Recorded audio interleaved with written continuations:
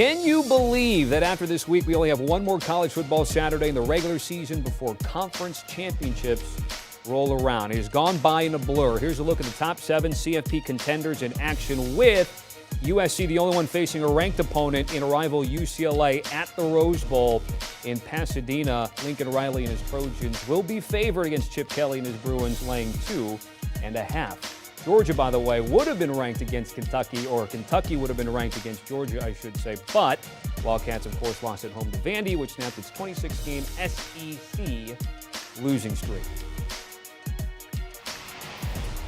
All right, let's bring in our guy Jon Berger to get us ready for Saturday's action. Let's start with the SEC on CBS Game of the Week. Number 1, Georgia at Kentucky, as I mentioned, John. So this was supposed to be a ranked matchup, but Will Levis and company, God, they laid one against the Commodores here. What are you playing in a game that's north of 3 touchdowns here?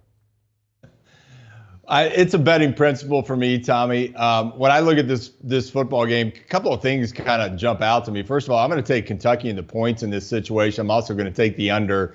When you look at Kentucky, when you break this team down, I mean, one of the positives, there's actually 2 positives. They can run the football with Chris Rodriguez, and their defense right now is top 25 in terms of points per game. So they do have a defense that can show up. They can run the football, which is going to slow the clock down. I think they're going to have to do that. The thing that gives me the most pause and the most concern, though, is Will Levis at the quarterback position. Tommy, his first 6 games, this guy was unbelievable across every statistical category that actually matters. And then I took an isolated look at his last 3, and there's some problems there. You look at his last 3 games, his completion percentage has dropped 10%, not great. His yards per game has dropped over 150 yards. Let me let that marinate for a second. Dropped 150 yards per game over those 3 games, and his yards per completion has dropped 5. So what that tells you is these defenses has turned him into a dink and duck quarterback. That's not going to get done, or that's not going to be helpful in this Georgia game. Georgia obviously wins the game, top team in the country, balanced both sides of the ball. I just think in this situation, when you look at Georgia, wouldn't surprise me for them to jump out to a lead. Kentucky gets a garbage score kind of late, keeps it within that 3-scored kind of window. But I do think I'm going to take the under. I'm going to take Kentucky in the points, but obviously Georgia wins this game. All right, like the evaluation there. By the way, UK under is 9-1 this season, and they're a perfect 7-0 in conference play to the under for all the reasons that you just mentioned. So let's go from the number 1 team in the country, the number 2 team in the country, and it seems like every week Ohio State is laying a big number, John. Of course, they're at Maryland here, and it's going to be south of 4 touchdowns, but it's still 27.5. And of course, everyone's going to say, of course, if Michigan looms ahead. What else are you looking at in terms of the classic look ahead here? Number's too big. When you look at the Ohio State-Maryland matchup, big picture, let's talk about a big picture, and then we'll kind of work our way down. Big picture, these teams have played each other 7 times. And in those 7 times they played, Ohio State has never scored less than 49 points. So check. In 4 of those 7 matchups, they've exceeded 60 points. So check. What I'll tell you is this is a different Maryland team than what you're typically used to. This is a better Maryland team. They've got skill offensively. I think they have 2, possibly 3 wide receivers that'll end up in the NFL. So I think Maryland's going to be able to hang in there for a while, but I'm going to take, in terms of the bet, I'm going to take Maryland in the points. It's just too many points for me, and I'm going to take the under in this situation. It's not going to surprise me if Ohio State comes out slow. You mentioned it, Tommy. They got the Michigan game next week. A lot of people would call this a trap game. I'm not going to go that far. It's not going to surprise me, though, if they come out a little bit lethargic in second, third quarter. They kind of got to step on the gas. Just too many points. Maryland with that skill, if you're going to exploit Ohio State in this game, you're going to do it with the deep ball. Like I said, they have 2 or 3 wide receivers, probably going to end up in the NFL. Don't be surprised for Maryland to hit a couple of big plays. Eventually, Ohio State kind of level sets the game, steps on the gas, but I think it's just too many points. So I'm going to take Maryland in the points. I'm going to take the under, and I think C.J. Stroud in the second half will put up some big numbers to continue to kind of bolster his Heisman run as well. All right, you like the Terps. You're once again taking the home dog, catching a lot of points, and you're also favoring the under there. Time now for home field. Presented by Verbo, number 4 TCU, going to be traveling to Waco to take on Baylor in McLean Stadium. Going to be the second time in as many weeks the Horned Frogs will be on the road. They dismantled Texas as underdogs, and don't let that 17-10 final score fool you. On the flip side, Bears will be looking for revenge after they shockingly lost to a 5-7 TCU team 30-28 last season. That kept them out of the CFP. It is a short number, 2.5 TCU, laying that on the road. What's the play for you? I look at this situation. First of all, TCU is one of, if not the biggest story this year in college football in terms of what they've been able to do. Keep in mind, coming into the season, this was a team that was kind of picked middle of the pack. Nobody, including myself, expected them to have this type of magical season they have. TCU last week, this is a team throughout the season that I personally made money on. I bet against them last week against Texas. Obviously, I lost that bet, and I did it for one reason. Anytime a team's on this kind of run, I thought TCU would go down to Austin. UT would be able to get them in kind of an ugly game. It was windy, rainy, get them in that ugly game, run the football, and kind of grind out a win. And that's exactly how the game played out. It was an ugly game. But what TCU taught me in that situation is these guys, despite being in that ugly game, they've got a ground attack with a 220-pound running back in Miller. Max Duggan doesn't do stupid things with the football. So TCU has showed me in their body of work across the board, they can handle any type of game. I'll tell you that TCU and Baylor, this is a rivalry game. When I say rivalry, think Ohio State, Michigan. It's going to get salty. It's going to be hard hitting.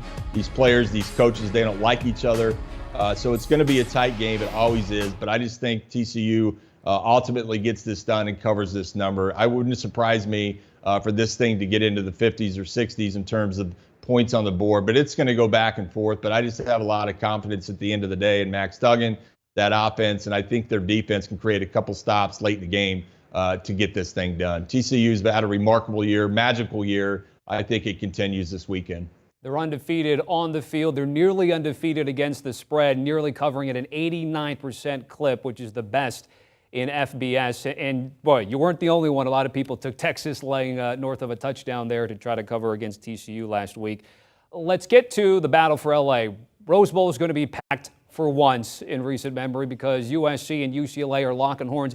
And boy, I wish Chip Kelly and company didn't lay an egg against Arizona to make this a little bit juicier, right? But hey, if anything, it's a chance to maybe refocus if you're a Bruins backer. But when you look at this game, it's 2.5, 3 at some shops, John.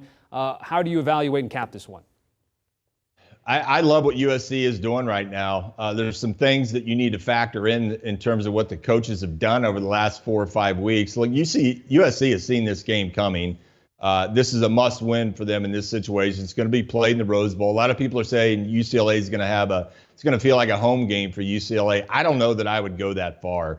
This is going to be a war. It's going to be a rivalry game. It's going to be hard hitting. Things are going to get salty. I look at USC on the offensive side of the ball, and I think they're going to have better quarterback play with Caleb Williams versus UCLA. He can create, he can improvise, he can get the ball downfield. I love what USC has done with their team in terms of recognizing this game's coming up. They've given a lot of their starters that were nicked up rest. I think of Addison, Williams, Voorhees. All these guys should be relatively healthy compared to what you would expect coming this deep into the season in a rivalry game.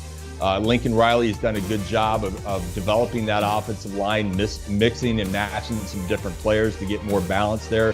I just think at the end of the day, UCLA pass defense has been porous. I think USC capitalizes on that. I'm going to take the over. I think there's going to be a ton of points scored here, but I just think USC has done a nice job, and they'll create more big plays, and they'll get this number covered. Okay. I didn't see the overs as an official play, but you just verbally mentioned it there. I do want to ask you because does USC 75.5?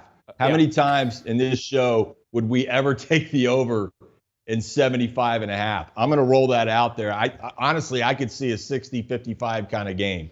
I think there's going to be that many points scored. I think it's going to be a remarkable game to watch and attend if you can get a ticket, Tommy. Yeah, not often. By the way, our guy Kenny White liked UNC and Wake, and that was a 79-point game before kickoff. I know it didn't get there, but yeah, we don't often try to go over that, but when we see that, both teams 6-4 ATS, both teams 7-3 to the over. And finally here, let's end with 14th ranked Ole Miss. But boy, 2 of the last 3 weeks are sort of those dream crusher losses for them. They're at Arkansas with that feisty game against LSU. You know, I like the Razorbacks in this situation. I'm curious if you're with me here. I'm with you. I like Arkansas in this situation. I also like the over. Keep in mind, Ole Miss was one of the teams started out 7-0, lost 2 of their last 3. You mentioned it. You wonder how this team's feeling kind of mentally and emotionally, and they're rolling up to play Arkansas. Arkansas and Sam Pittman at the head coach. This is a team that you know what you're going to get. They're going to be very physical. They're at home. Ole Miss defense can get porous at times, especially against the run. And Arkansas is going to go as far as KJ Jefferson covers him. I recognize he was nicked up with a shoulder injury. They played a couple of different quarterbacks last week. He's coming back healthy. And I think he's going to be the X factor. I think between him and Rocket Sanders running the football, I think Arkansas can line up and physically, offensively, and defensive line start to wear down Ole Miss. Keep in mind, Ole Miss has got some dudes up front, Tommy, in terms of their offensive line. But I just think this is going to be a hard-hitting, impactful game. I think Arkansas is going to get this done, and I'm going to take the over. I think there's going to be a lot of points scored here. All right, John, certainly appreciate it. We'll look for a better Saturday this time around. Appreciate you dropping the knowledge, as always, here on CBS Sports HQ. Let's recap those picks. And by the way, getting back and finishing up that Arkansas game, last week we saw a lot of line movement because KJ Jefferson was out. 30 minutes leading to kickoff with Malik Hornsby ending up the starting quarterback there in Arkansas doing the biz there, with LSU just squeaking by and keeping their CFP and SEC title hopes alive. You see it there again, Kentucky, Maryland, big home dogs, the under in those games. TCU and USC with the over. We'll add that in there. USC laying 2.5, and that's 75 and a hook. No problem. Do you want a sports network that delivers everything that matters about the game? The highlights, the picks, the instant analysis. No yelling, no fake debates, no politics. Hit the subscribe button and never miss a moment.